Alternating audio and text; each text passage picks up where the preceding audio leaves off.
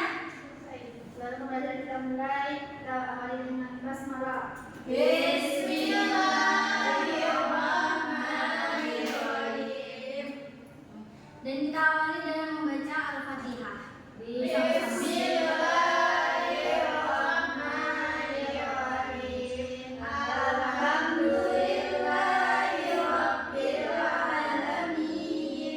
Arrahmanirrahim. Maliki yaumiddin.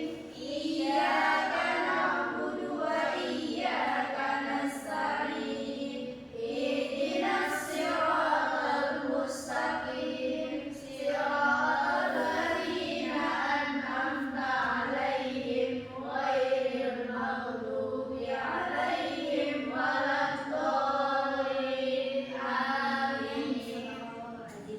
Nah, kayaknya selanjutnya Ibu akan mengambil absennya terlebih dahulu. Sebutkan saja yang tidak hadir ya Ananda. Ya, Bu. Siapa yang tidak hadir Ananda? Sofia, Bu. Kemana Sofia? Di sini, Bu. Nggak ada suratnya. Enggak, Bu. Ikut doang. Oke, baik. Berarti selebihnya hadir ya? Ayo, Bu. Nah, masuk kita ke pembelajaran kita hari ini. Sebelum masuk ke pembelajaran, Ibu mau tanya terlebih dahulu. Pernah nggak anak-anak Ibu ini melakukan kesalahan lalu anak-anak Ibu menyesal? Nah, perbuatan apa yang anak-anak Ibu lakukan sebenarnya? Betul, betul sekali. Nah, sebelum kita masuk ke penjelasan, Ibu akan menyampaikan tujuan pembelajaran kita. Yang mana tujuan pembelajaran kita yang pertama yaitu kita mengetahui apa pengertian dari tobat dan taat itu.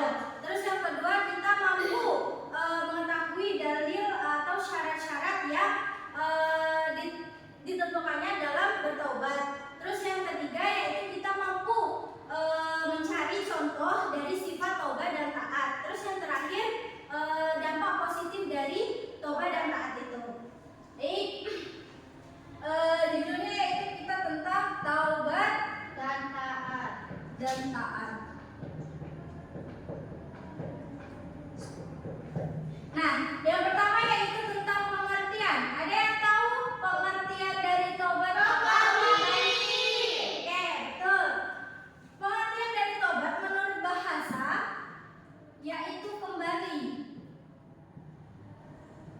Sedangkan menurut istilah yaitu kembali ke jalan yang benar dengan didasari keinginan yang kuat di dalam hati untuk tidak kembali melakukan dosa-dosa yang telah diperbuat sebelumnya.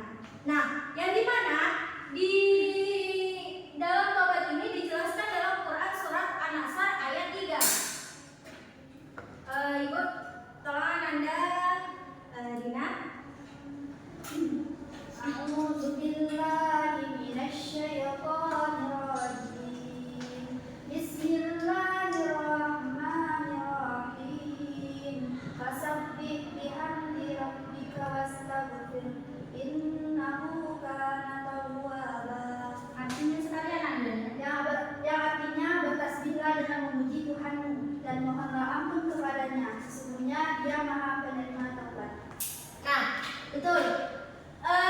Yang dimana di situ sudah dijelaskan bahwasanya Allah Subhanahu wa taala itu adalah Maha Penerima taubat. Yang dimana sebesar apapun kesalahan dari seorang hambanya, kalau seumpamanya dia dengan sungguh-sungguh dan berniat, maka taubatnya akan diampuni dan diterima oleh Allah Subhanahu wa taala. Nah, lanjut. Selanjutnya yaitu tentang jenis dan syarat.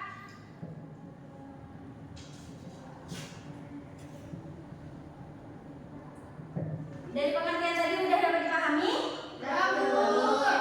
Baik, yang selanjutnya yaitu tentang jenis dan syarat. Yang dimana jenis dan syarat ini terbagi menjadi dua. Yang pertama yaitu tobat yang menyangkut dosa terhadap Allah Subhanahu wa taala, yang dimana di situ ada 3 syarat. Terus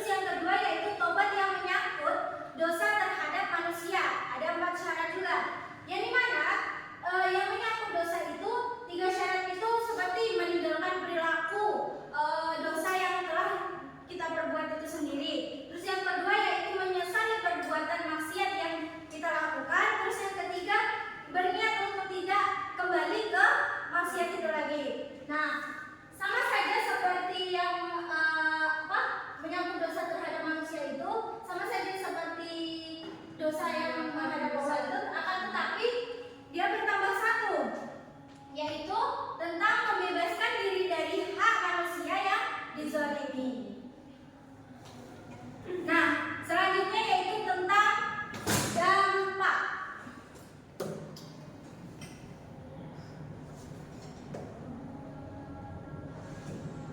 Nah, dampak positifnya ini ada dua. Yang pertama yaitu untuk diri sendiri, dan yang kedua yaitu untuk diri sendiri dan untuk orang lain. Nah, untuk diri sendiri itu yaitu kita dapat memperoleh jalan yang benar setelah kita menempuh jalan yang sesat. Nah, kalau untuk orang lain termasuk kepada keluarga kita, apabila ibu contohkan apabila ada keluarga kalian atau abang kalian melakukan mabuk-mabukan di jalan, nah itu kan membuat nama baik keluarga kalian termasuk orang tua kalian kan menjadi jelek kan namanya. Nah, di situ dengan dia bertobat dan dia sungguh-sungguh meminta ampun kepada Allah, insya Allah akan dikabulkan permintaannya itu untuk kembalikan nama baik keluarganya yang jelek karena perlakuan dia tadi. Oke, masuk kita yang kedua, pembahasan yang kedua yaitu tentang taat.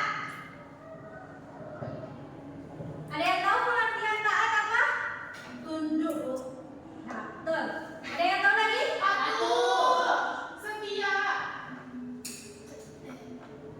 Nah, menurut bahasa artinya tunduk dan patuh. Sedangkan menurut istilah yaitu tunduk dan patuh terhadap perintah atau aturan yang telah ditetapkan oleh Allah Subhanahu wa taala. Dan di mana di situ terdapat dalam Quran surah An-Nisa ayat 59. Di situ dijelaskan bahwasanya kalau seumpamanya kita ada problem atau ada perbedaan pendapat gitu kan dengan orang lain, maka jalan satu-satunya adalah kita kembalikan kepada Al-Quran dan Sunnah. Ya di mana insya Allah kalau kita kembalikan kepada Al-Quran dan Sunnah, maka jalan kita akan lebih baik dan lebih adil.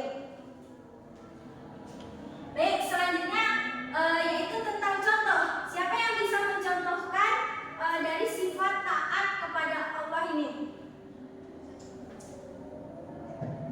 Sholat, Bu. Ya. Sholat. Seperti kita perempuan ini berhijab kita Bu. Betul. Sholat. Terus kita rajin melakukan perintah Allah. Betul. Betul sekali. Beri aplaus kepada teman kalian. Nah, seperti yang dijelaskan oleh teman kalian tadi, bahwasanya di sini seperti sholat lima waktu, terus kita diwajibkan untuk berhijab, itu kan merupakan contoh dari sikap ketaatan kita terhadap Allah Subhanahu wa taala. Nah, terus yang terakhir yaitu tentang dampak positif dari ketaatan Kepada Allah. ya.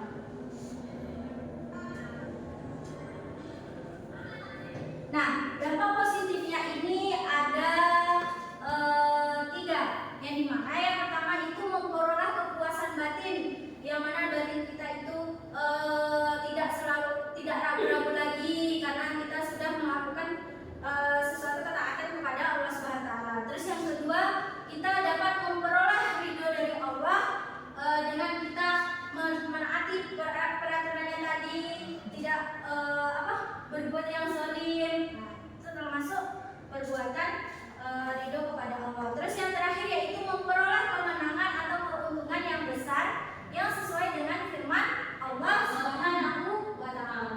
Oke, dari sini ada pertanyaan atau ada yang kurang jelas? Paham Bu. Oke, kalau sudah paham, Ibu akan memberi tugas kepada Ananda. Ibu bagi menjadi 2 kelompok, yang dimana soalnya Ibu kirim saja di grup yang ada. Kalian diskusikan kelompok, nanti siapa yang tidak mau diskusi nanti lapor aja ke Ibu. Ibu beri waktu 2 menit dari sekarang.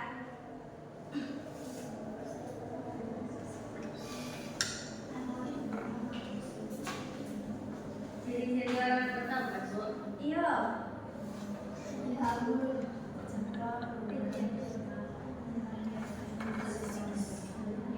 Tahu.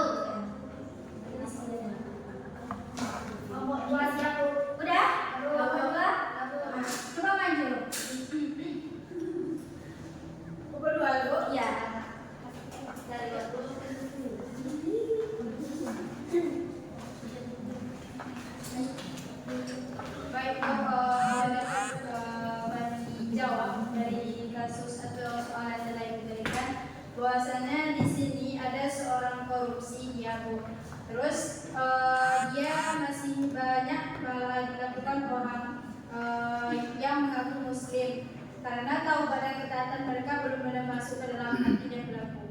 Taubatnya hanya di mulut tanpa perubahan.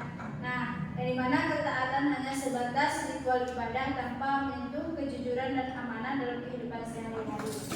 Jadi agama hanya dijadikan identitas, bukan landasan hidup. Padahal taubat yang sejati mengharuskan seseorang menghentikan kezaliman dan mengembalikan hak orang lain. Dan juga ketika keduanya hanya ada di permukaan, maka agama tidak akan pernah mampu mencegah seseorang dari perbuatan durhaka itu.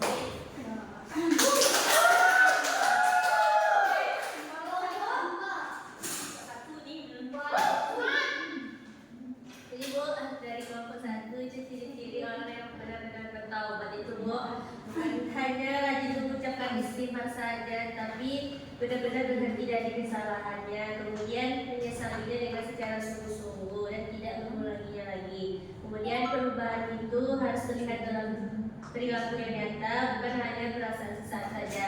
Sedangkan ciri-ciri dari orang yang taat itu bukan hanya sekedar rajin sholat dan puasa, tetapi juga sikap dan perilakunya di luar ibadah harus mencerminkan nilai agama, jujur, amanah, dan bertanggung jawab. Kemudian singkatnya, orang yang bertaubat dan taat ini adalah hidupnya konsisten antara apa yang diucapkan dan apa yang diibadahkan dan apa yang dilakukan. Sampai